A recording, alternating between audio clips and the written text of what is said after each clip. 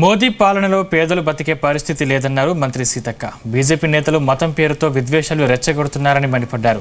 ములుగు జిల్లా గోవిందరావుపేటలో మంత్రి సీతక్క పర్యటించారు.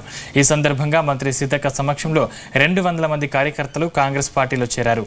వచ్చే ఎన్నికల్లో కాంగ్రెస్ గెలుపు కోసం ప్రతి ఒక్కరూ కృషి చేయాలన్నారు మంత్రి సీతక్క.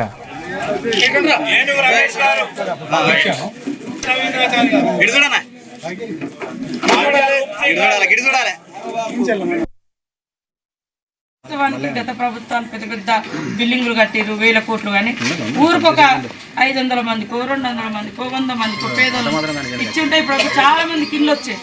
ఇల్లు అనేది ఇంపార్టెంట్ వాస్తవం, కానీ ఇల్లు లెక్క కూడా ఇబ్బంది పడుతూ ఉన్నారు.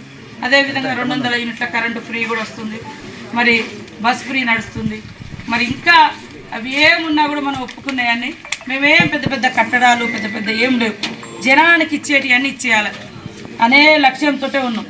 మనం పెద్ద ప్రాజెక్టులు కట్టి అవి కూలిపోలే కూడా పెద్ద బిల్డింగులు కట్టి ఇప్పుడు అంతకుముందు సెక్రటేరియట్గా అది ఎప్పుడో ఎన్టీ రామారావు కట్టిరు, ఎప్పుడు 95లో. అంతకుముందు గవర్నమెంట్లు ఉండే అది సరే 75 నుంచి తర్వాత వచ్చిందని మళ్ళీ ఒకటి కట్టారు.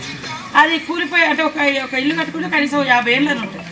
అది వెంటనే కూలగొట్టి నా పేరు ఉండాలని కేసీఆర్ మళ్ళీ కొత్తది కట్టింది సెక్రటేరియట్. దానికి 1000 కోట్లు. ఆ 1000 కోట్లు ఈ మండలాలలో ఇస్తే అందరికి ఇల్లు వచ్చాయి. ఉన్నది కూలగొట్టి ఇల్లు లేని వాళ్ళకి ఇల్లు ఇస్తే సరే ఒకలేవు. సెంట్రల్ జైలు అది జైలు తీసేసి హాస్పిటల్ అని పెట్టారు. అదే ఎంజిఎంని ఇంకా సుందరంగా చేస్తే సూపర్గా ఉన్నది. ఏమన్నా కూలిపేట కాలిపేట ఏమైనా ఉంటే తీసేసి ఎక్కడెక్కడ చేయవచ్చు. సెంట్రల్ అందులో ఏదో ధనం దొరికింది అది కానీ ఇంకేదో నడుస్తుంది, అది ఏం దొరికిందో ఏందో మనకు తెలియదు. కానీ అది మరి ఇది కూడా ఇప్పుడు కూలగొట్టింది సెక్రటేరియట్ కొన్ని ఇప్పుడు కట్టింది అనుకుని అసెంబ్లీకి ఏదో సొరంగం కూడా ఉందంట.